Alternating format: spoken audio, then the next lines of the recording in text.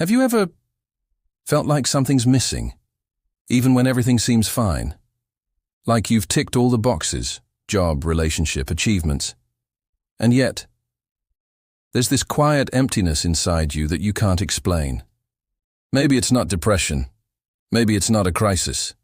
Maybe it's your soul whispering, it's time to come home. You see, the journey of becoming who you truly are doesn't begin with grand awakenings or fireworks of enlightenment. It starts in silence, in the moments when you're alone, not lonely, just strangely disconnected, even from yourself. That silence? That's not a void, it's a threshold. And standing right there is a part of you that's been waiting for you to stop pretending, waiting for you to stop performing, waiting to be seen. We call it the shadow, not a monster, not evil. Just the parts of you you left behind, because they didn't fit who the world told you to be. This video is not a lecture, it's a mirror, a reflection of the quiet truths you already carry, but may have been too busy, too afraid, or too numb to hear. And if you stay with me till the end, I'll share with you the moment I first heard my shadow speak. It wasn't loud. It wasn't terrifying. It was familiar, like meeting a forgotten version of myself. In the middle of a forest I didn't know I was walking through. So if something in you is stirring as you listen, if a quiet part of you is saying, "This is me," stay. And if you're already feeling it, like and drop a comment. I'm listening to myself. Let's begin. Have you ever woken up? And for a moment, nothing feels wrong, but nothing feels right either. You look around. You have what people call a good life, a job that pays, a relationship that looks fine on the outside. Maybe even success, applause, recognition, comfort. And yet, somewhere inside, there's a numbness. Not sadness, not depression, just this subtle disconnection. As if you're living someone else's life, as if your soul has been whispering for years, but you've been too occupied to listen. That feeling, that quiet ache, is not failure. It's not weakness. It's a sign that your outer world has outgrown your inner truth. You see, we live in a culture obsessed with performance. We learn early to craft identities that win approval. We collect roles, the achiever, the caregiver, the rebel, the strong one. And over time, we begin to confuse those roles with who we really are. We don't even notice we're wearing masks. Until one day, we do. We look in the mirror, and the reflection stares back. Hollow, tired, uncertain. We sit in a room full of people and feel lonelier than ever. We achieve the thing we thought would make us feel complete, and instead, we feel nothing. That's the shadow, not the scary, monstrous kind, but the quiet emptiness that grows when your soul hasn't spoken for too long. It doesn't scream. It doesn't rage. It just waits. Waits for the moment you stop running. And perhaps that moment is now. Maybe that's why you're here. Maybe a part of you, the real you, is ready to emerge, not by adding more, achieving more, impressing more, but by shedding what was never truly yours, by remembering what it feels like to be home in your own being. Carl Jung said, "Who looks outside dreams, who looks inside awakes." And the moment you stop seeking your aliveness in external checklists and start asking, what part of me have I ignored, denied, abandoned? That's the moment you begin to wake up, the moment the shadow starts to loosen its grip, because you're finally looking inward. And that changes everything. Not all at once. Not with lightning and fanfare, but with a breath, a pause, a noticing. So if you've ever had that quiet ache, that still soft sense that this isn't it, know this, you're not broken, you're being invited deeper. And if that resonates, drop a quiet comment below. I felt this too. We're just getting started. Let's talk about something most people spend their lives avoiding. The shadow. Not the villain in your story. Not some dark, dangerous force lurking in the corners of your mind. But rather, the unspoken part of you. The rejected you. The version of yourself you were told was too much or not enough. The shadow isn't born from evil. It's born from rejection, from shame, from all the times you were told, "Don't be like that." So you hid it. You buried it under politeness, ambition, achievement, spiritual bypassing, even kindness. And you thought it was gone. But it wasn't. It became the whisper in your anger, the twist in your jealousy, the numbness in your joy, the invisible hand behind the choices you couldn't explain. Carl Jung said it clearly. Until you make the unconscious conscious, it will direct your life, and you will call it fate. That's the shadow in motion. You think it's just the way I am. But it's not. It's the part of you that adapted to survive. It learned to be what others wanted, to stay safe, to be accepted. But survival is not the same as aliveness. You can function perfectly on the outside, while the deepest parts of you, the wild, honest, intuitive parts, remain buried under layers of shoulds and shouldn'ts. That's why people repeat the same patterns, fall into the same kinds of relationships, keep sabotaging the good, avoid the real, not because they're broken, but because the shadow is calling the shots from the basement. It doesn't yell, it doesn't fight, it steers, quietly, consistently, through your fears, triggers, defensiveness, over-giving, over-explaining, over-controlling. And until you meet it, not as a threat, but as a truth, you'll keep wondering, why does this keep happening to me? But here's the twist. Your shadow isn't against you. It is you. Just a part of you that's tired of being locked away, tired of performing, tired of pretending it doesn't feel, need, long. So what do? We listen. We stop seeing discomfort as a sign of failure and start seeing it as a flashlight, pointing towards something in us that needs presence, not punishment. And once you start listening, you begin to notice. The shadow doesn't want control, it just wants to be seen. And when you truly see it, with compassion, with honesty, without shame, it begins to soften. It no longer controls you, because you're finally in dialogue with yourself. So if any of this feels familiar, if you've noticed patterns in your life that feel too stubborn to break, know this: it's not because you're failing, it's because something in you is trying to speak. And maybe, just maybe, you're finally ready to hear it. If that speaks to you, right, I'm ready to meet my shadow. Because from here, the real journey begins. The first sign that your shadow is still steering your life? You can't sit in silence. Not for long. Not without reaching for something. A phone, a distraction, a thought loop, a craving. You fill the space. Always. Because silence feels like exposure. Like a confrontation you're not ready to have.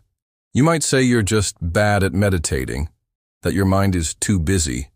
But truthfully, it's not your mind that's loud, it's your shadow whispering just beneath your thoughts. Because in silence, the masks fall. There's no performance, no validation, no identity to cling to. Just you. And sometimes, that feels like too much. Because sitting with yourself means sitting with all of you. Not just the curated version, but the ache you buried, the need you minimized, the anger you spiritualized, the stories you never told. And that's scary. Because we've been trained to manage emotions, not feel them, to fix ourselves, not meet ourselves. So silence becomes a threat. But here's the truth. Silence doesn't hurt you. Avoiding what silence reveals does. Think about it. Why does 5 minutes of stillness feel longer than an hour of scrolling? Why does your chest tighten when the room goes quiet? Why does your brain suddenly replay a memory you thought you forgot? Because your shadow doesn't need words to speak. It just needs space. And silence is spacious. It's where the real work begins. Not the loud, motivational, let's change our lives kind. The quiet kind. The one that happens when you stay. Even when it's uncomfortable. Especially when it's uncomfortable. Let me tell you a story. There was a time I couldn't sit alone in a room without background noise. I always needed something. A podcast, a playlist, a plan. Silence felt like failure, like I was wasting time. Until one night, everything was quiet. Not by choice, by breakdown. I had run out of energy to keep performing for myself. And in that raw moment, I heard a thought I had buried for years. I don't know who I am when I'm not doing something. It hit like a whisper and a thunderclap at once. And in that stillness, my shadow appeared. Not to scare me, but to finally be seen. That moment didn't fix me. It didn't give me answers, but it gave me a doorway. And all I had to do was not run. So if silence makes you restless, good. It means you're close. Close to something real.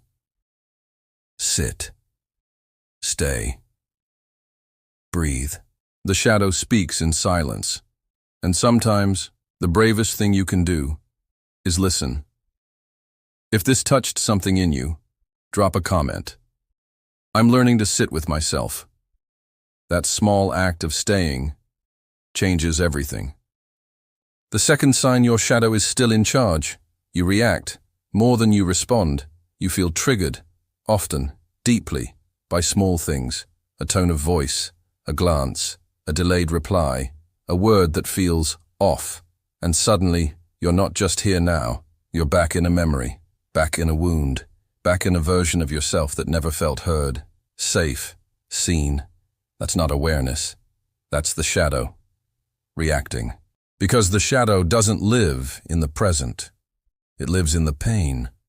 It's the 7-year-old version of you who never got to say how they felt. The teenager who decided it's better to shut down than risk rejection. The adult who over-explains because they were never understood. And when life presses on those bruises, even gently, the reaction is instant, sharp, out of proportion. Not because you're wrong, but because you're raw. Let's be clear. Reacting is not evil. It's protective. But protection isn't always wisdom. A reaction says, I need to defend. A response says, I'm safe enough to observe. And here's the kicker. Most people think they're responding when they're just reacting with better language. They spiritualize avoidance. They intellectualize pain. They quote Jung, but don't face their own rage. Shadow doesn't care what words you use. It lives in tone, in timing, in the energy behind the action. And the truth is, if you constantly feel the need to explain yourself, if you're often misunderstood, if your nervous system is always one text away from collapse, that's not high sensitivity. That's unintegrated shadow. Because the more you carry wounds you haven't acknowledged, the more the world will look like it's wounding you, even when it's not. Here's an example. You text someone. They take hours to reply. And before they even respond, you've built a narrative. They don't respect me. I'm not important. I knew it. I always get left. None of that happened in reality. But your shadow doesn't live in reality. It lives in memory. It reacts not to the present, but to what the present feels like. And that's where the shift happens. When you start noticing the gap between the event and the story. When you can pause, breathe, and ask, what part of me feels activated right now? That's when you reclaim power. Not by suppressing your emotions, but by owning them, without letting them steer the ship. That's response, not perfection, presence. So the next time something triggers you, try not to fix it. Try not to run. Just notice. Notice the space between feeling and reaction. And in that space, you'll meet your shadow, not as an enemy, but as a teacher. And if that idea feels like medicine, comment below. I choose to respond, not react. Because noticing is how transformation begins. The third sign your shadow is running the show? Your past still defines you. Even if you swear you've moved on, you might say, that's behind me. That's not who I am anymore. I've healed. But here's the question. If someone brings up that part of your story, do you tighten, get defensive, rush to explain or justify? Then it's not in the past. It's in your pocket, right next to your phone and your pride. Because the parts of us we truly integrate no longer need defense. They become neutral, like an old chapter, meaningful, but no longer active. But if your voice changes, if your body tenses, if you can't say it without pain or pride, then the shadow is still holding it. Here's the thing. The shadow doesn't just show up in rage or sorrow. Sometimes it hides in nostalgia, in the stories you keep retelling, in the way you measure yourself against who you used to be. You say you've let go, but you still look back to check if you've become better. That's not freedom. That's comparison dressed as growth. You see, the past doesn't need to be rejected. It needs to be honored, then released. But most people do the opposite. They either romanticize it or run from it. Neither is integration. True healing is when you can speak of your past without flinching, without needing others to understand, without narrating from the wound. It's when your story no longer tells you who you are, but simply reminds you of how far you've come. Let me ask you something. Do you still define yourself by what hurt you, or by who you became after the pain? Because the shadow will always try to keep you rooted in your wound. Why? Because it's familiar. Because it's safe. Because it's known. Even if it hurts, it's known. But your soul didn't come here to repeat familiar pain. It came to transcend it. And that means you have to stop making your past your personality. You are not what happened to you. You are what you did with it. You are the awareness that arose from it, the stillness that grew in its aftermath, the clarity that bloomed in the dark. Carl Jung once said, "I am not what happened to me. I am what I choose to become."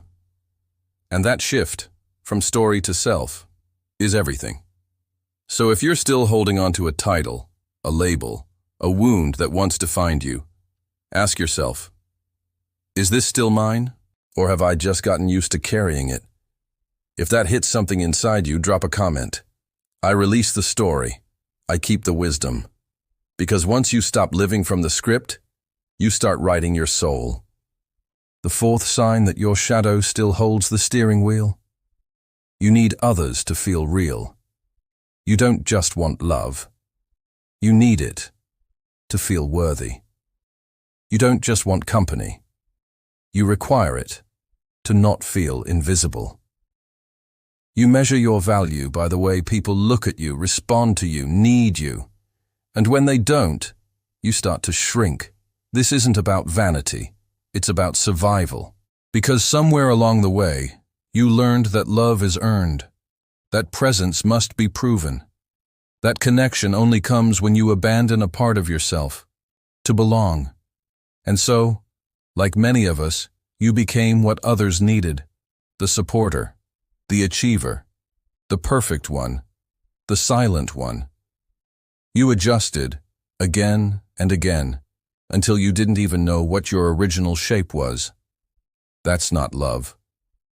That's adaptation, and adaptation is the language of the shadow. Because the shadow was born when you learned that being you wasn't safe, so it crafted personas, masks that attracted affection, masks that kept rejection at bay, and slowly, unconsciously, you outsourced your self-worth to relationships, to roles, to validation, and when those things waver, you feel like you disappear. Here's how you can tell. You over-apologize, even when you're not wrong. You stay in conversations that drain you, just to feel seen. You tolerate disrespect because being alone feels worse. You panic when someone pulls away, not because they're the one, but because their absence echoes something deeper. That's not love. That's a survival strategy from the shadow. Because real love doesn't require you to vanish to be held. Real connection doesn't ask you to betray yourself just to feel close. And when you begin to untangle that, you realize the ache wasn't for someone else. It was for you. You've been longing for your own presence, your own approval, your own recognition. And no matter how much someone loves you, they can't give you what you refuse to give yourself. Let me say that again. No one can validate what you keep invalidating. No one can see the you that you keep hiding. No one can complete the you that you keep abandoning. You've been looking for yourself in everyone else's eyes, but you've always been here. And maybe now, you're ready to return. Not by pushing people away, not by isolating, but by coming home to the one connection that makes all others sacred, the one you have with your own soul. And when that bond strengthens, you stop needing to be needed. You start choosing to be real. From that place, relationships shift. Not because people change, but because you do. So if this is you, if this feels like truth gently tapping your chest, drop a comment. I am enough, even when I'm alone.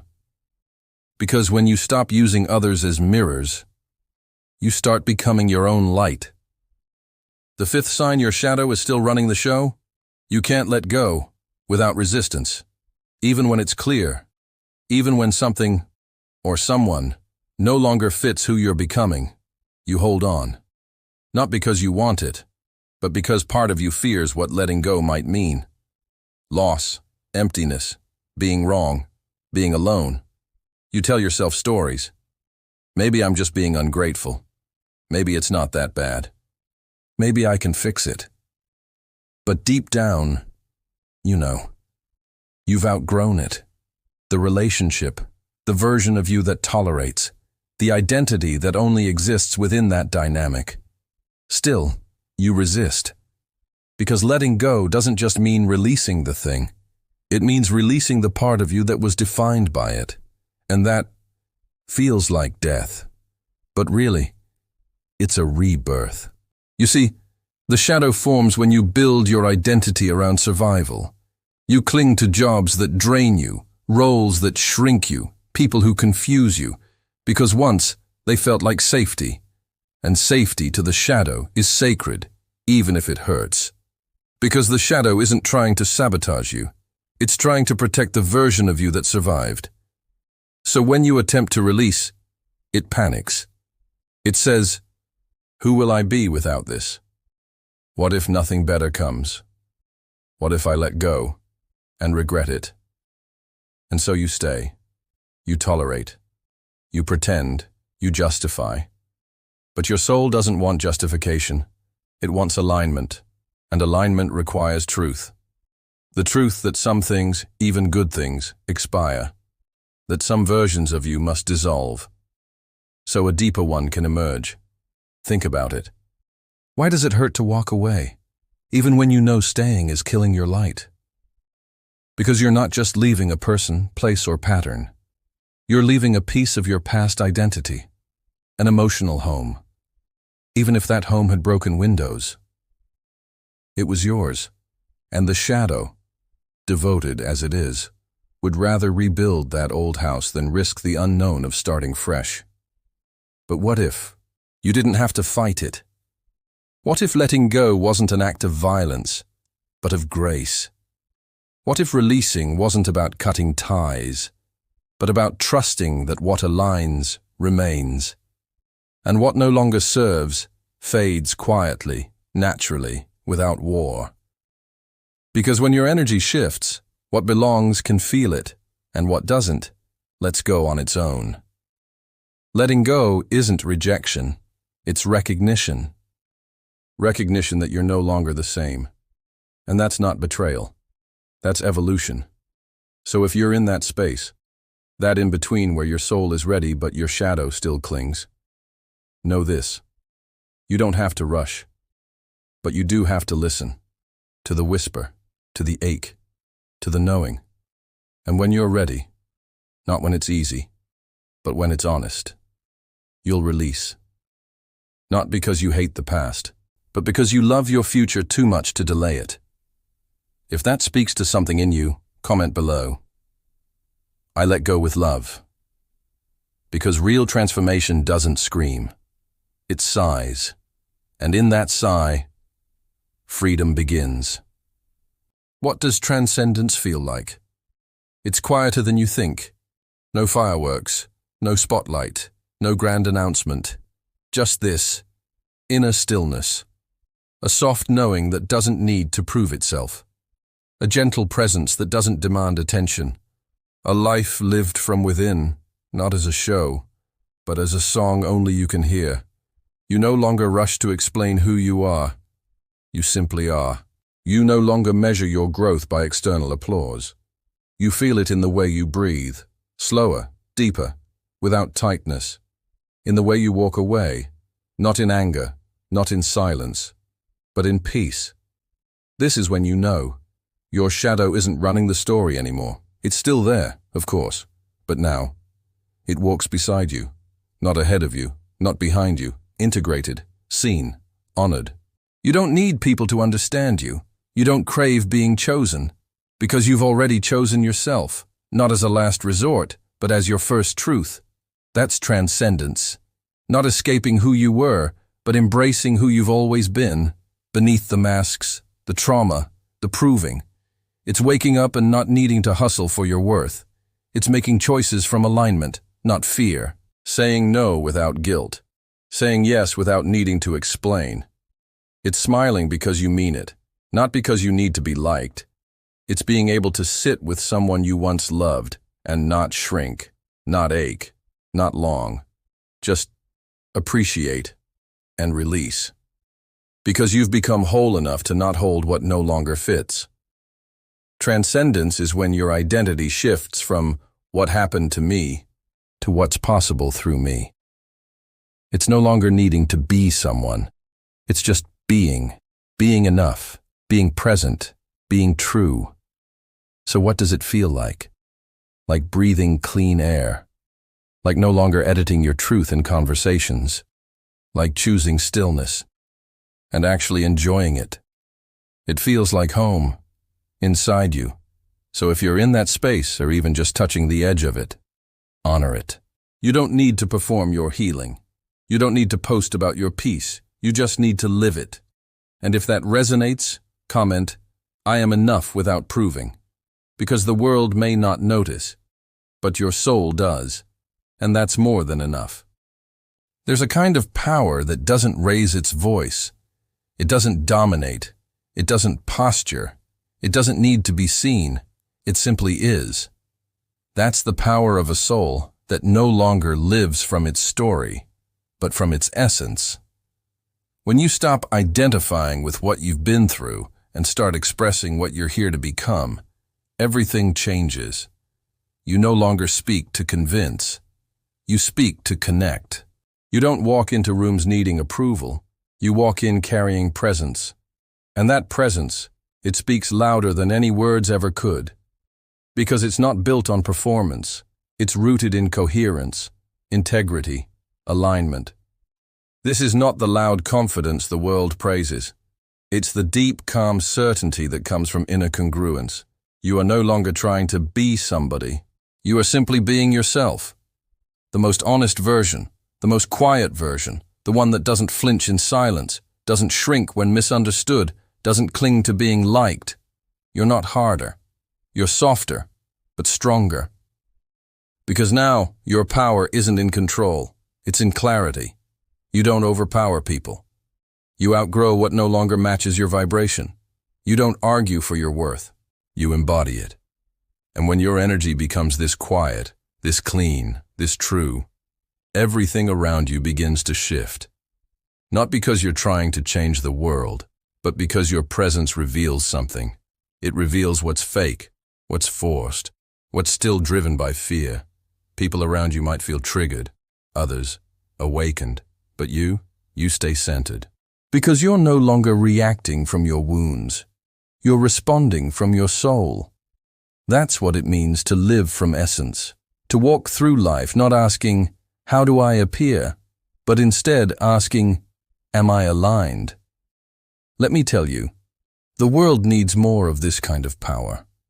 Not the kind that dominates the stage, but the kind that sits in the back of the room and radiates. Not the kind that tells people what to do, but the kind that makes people remember who they really are. That's the power of someone who's made peace with their shadow, who's stopped hiding behind stories, who lives from soul. And if this is calling something forward in you, comment, I choose to live from my soul. Because your truth, when embodied, doesn't need defense. It speaks. There comes a moment, quiet and unmarked, when you realize, I'm not who I used to be. Not because you declared it, not because the world noticed, but because you feel it, in how you move, in what no longer hooks your attention, in the softness you bring into rooms that once made you hard. Your past doesn't grip you. Your wounds no longer narrate your decisions. Your old masks feel heavy, unnecessary, done. This is not the end. It's the beginning of living from the root, not the wound, from essence, not identity, from now, not nostalgia. You're not trying to escape who you were. You're honoring them, grateful even, because that version of you, they survived, they adapted, they endured, they carried you here. But now, you don't need protection. You need presence. You don't need the armor. You need air. And so, you lay down what was once necessary. You loosen the grip. You trust the becoming. And what rises in its place isn't a better version. It's a truer one that doesn't argue with reality, one that doesn't need to be chased, liked, or explained. It just is. Steady, deep, still, and more you than you've ever allowed yourself to be. That's the new beginning. It doesn't ask you to do more. It invites you to be less of what you're not, and more of what's always been within.